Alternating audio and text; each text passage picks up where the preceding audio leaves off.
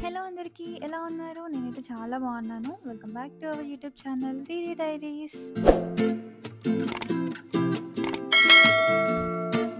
మన లైఫ్‌లో ఎన్ని కొత్త ఫుడ్స్ వచ్చినా గానీ, పప్పు అనేది మాత్రం కామన్ ఫుడ్ కాదు. పాలకూర పప్పు రెగ్యులర్ స్టైల్‌లో కాకుండా ఒక్కసారి ఈ దాల్చా స్టైల్‌లో ప్రిపేర్ చేయండి. ఇంకా ఇష్టంగా తింటారు. సో ఇంకెందుకు let's get into the process. ఈ రెసిపీలో ఓన్లీ ఒక్క పప్పుతోనే కాకుండా మిక్స్ చేసుకుంటామన్నమాట.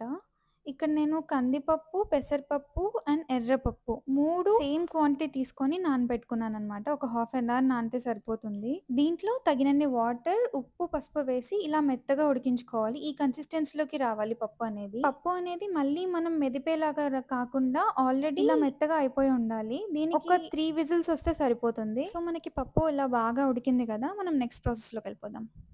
ఇంకో కడాయి స్టవ్ పైన పెట్టుకొని ఒక 3-4 టేబుల్ స్పూన్స్ ఆయిల్, జీలకర్ర, ఆవాలు అండ్ కొద్దిగా అల్లం వెల్లుల్లి. అల్లం వెల్లుల్లిని ఇలా సన్నగా కట్ చేసి వేసుకుంటే దీనికి టేస్ట్ అనేది చాలా బావుంటుంది. తినేటప్పుడు మనకు ఆ ఫ్లేవర్ తగులుతూ ఉంటుంది కొద్ది కొద్దిగా. ఈ రెసిపీలో మనం కారం ఎక్కువగా యాడ్ చేయము. సో ఇక్కడ నేను ఒక 5, 6 పచ్చిమిర్చీలు, ఒక మీడియం సైజ్ ఆనియన్ తీసుకున్నాను. ఆనియన్ కొంచెం మగ్గగానే దీంట్లోకి మనం కట్ చేసి పెట్టుకున్న టమాటో వేసుకోవాలి.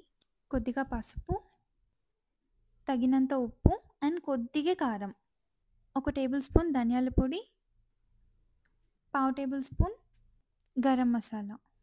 స్పైసెస్ అన్నీ వేసుకొని బాగా మిక్స్ చేసుకున్నాక పాలకూర యాడ్ చేసుకొని బాగా ఫ్రై చేసుకోవాలి.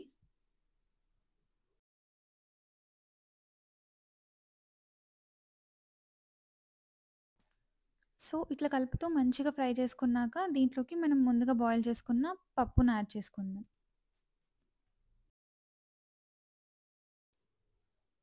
ఒకసారి ఇలా అంతా మిక్స్ చేసుకొని మీ కన్సిస్టెన్సీకి తగ్గట్టు వాటర్ యాడ్ చేసుకొని ఒక 10 మినిట్స్ ఉంచుకుంటే అంతే, పాలకూర పప్పు రెడీ.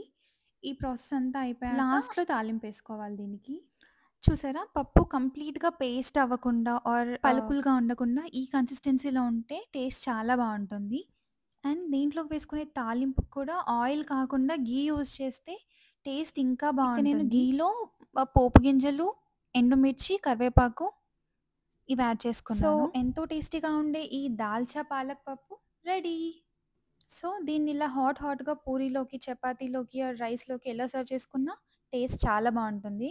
సో తప్పకుండా ఈ రెసిపీని ట్రై చేయండి. ఈ వీడియో మీకు నచ్చిందని అనుకుంటున్నాను.